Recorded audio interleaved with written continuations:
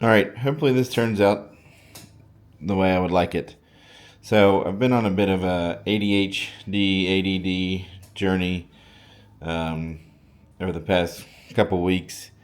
I've been trying to be less addicted to my phone. I do a lot of doom scrolling when I'm with my son, my family, and I hate it. So I'm trying to get away from it. So I've bought a couple standalone cameras. I've got my Insta360, which is awesome. Love it. And then I'm currently filming on a DJI Pocket 3, which is even better. And then today, this showed up. Camp Snap camera. It's awesome. Tells you how many photos you've taken. It's got an SD card slot. You can change the mode and do a different filter, basically. But it just takes a photo. So it's really cool. Just took a photo of the DJI. There is no way to turn it off, which is whatever. It just kind of times out. You just charge it USB-C. It's pretty awesome. It takes pretty good photos. So now onto the phones. I was using an iPhone 15 and I had it paired with an Apple Watch. And then I also had an iPad that I recently bought to do some Jeep adventures. We go off and we do a lot of off-grid Jeep truck stuff, and it's really good to run Gaia on a big iPad. Just makes it a little bit easier. You can take it with you, get out of the truck, whatever. So I was pretty much in depth with the Apple network, and then we switched to T-Mobile. Xfinity just got too expensive. Service wasn't that great around here, so T-Mobile had a bunch of deals going on. We switched to them, and we paid this off, and it didn't get unlocked yet. So I was in limbo. So I activated this the next day. It is the Jelly 2 from Unihertz. I bought it back in 2021, and I used it for a while. It's a pretty cool little phone. It runs Android 11, has RCS chat, all that stuff. Can download any app you need. Didn't really find any limitations with it other than camera sucks, which isn't a big deal. I've got all these cameras. And the GPS seemed to kind of not know where it was at certain points.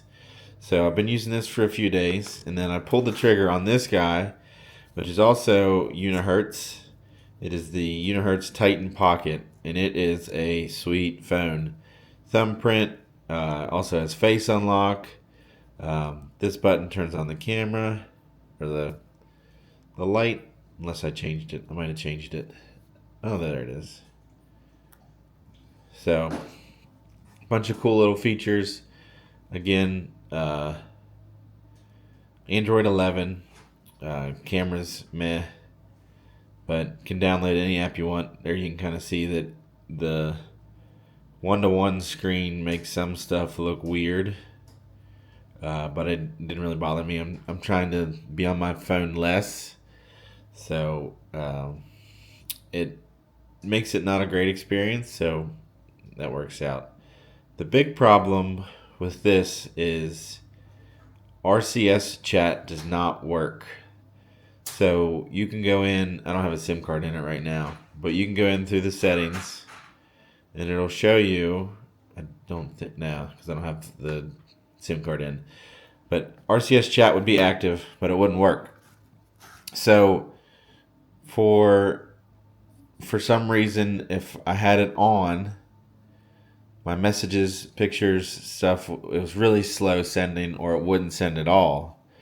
So I've also got a Samsung 7 watch, and all was good and well. I found out that if I revert the message app back to the previous update, everything worked fine. I could get texts, photos, send videos, whatever.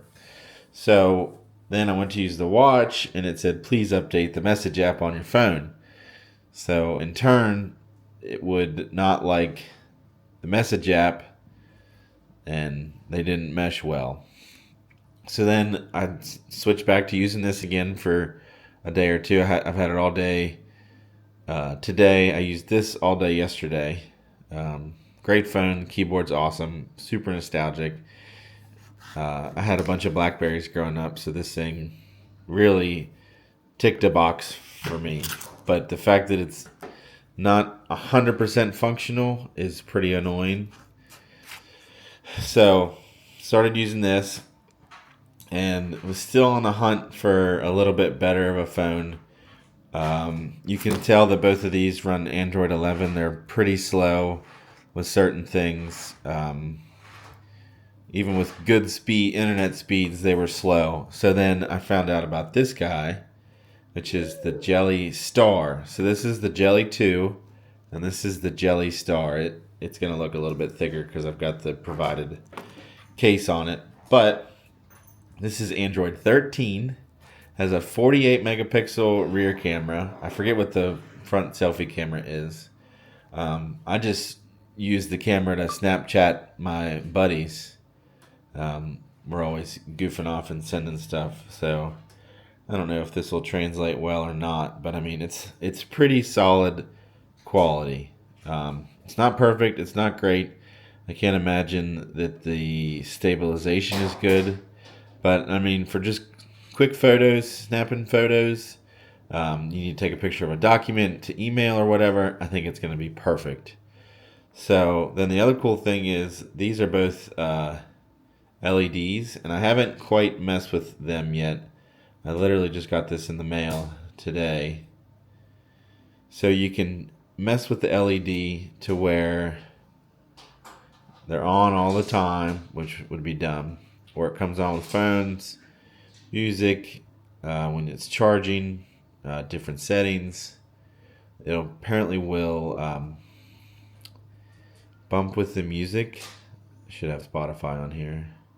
I don't know if I'm logged in. No. So, yeah, pretty cool. I mean, this has all your regular Android settings. It's not quite Android 14, but it seems to run very smoothly on 13. I've got all my regular apps. Yeah, it's pretty awesome. It's funny, even though this has a bigger screen, YouTube videos look a little bit better on this than that because of the aspect ratio. So let's just see the video real quick. See, there's it's going along with the music.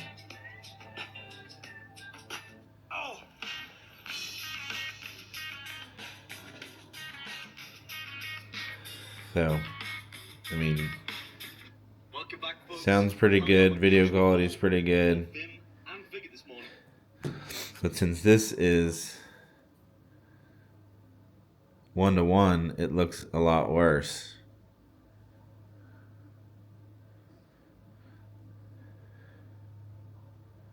And that's not going to be a good video.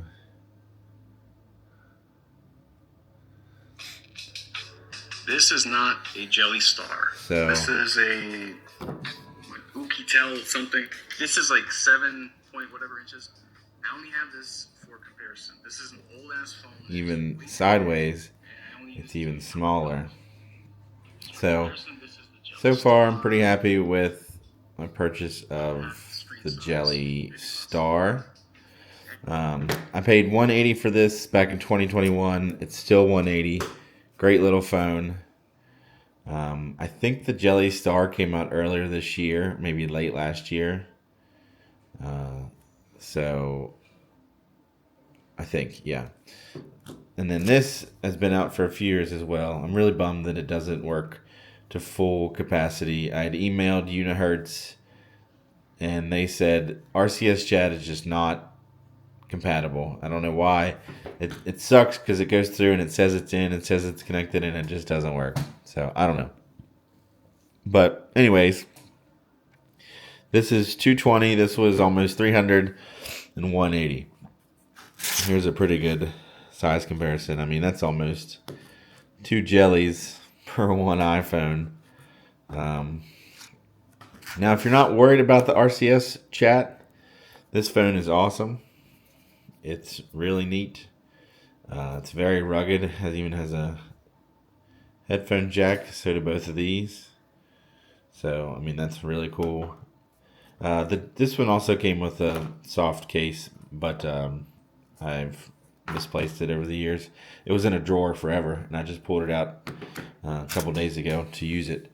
So, yeah, if you're trying to minimalize your social media or your doom scrolling or whatever you do, I would definitely say one of these Unihertz phones is the way to go.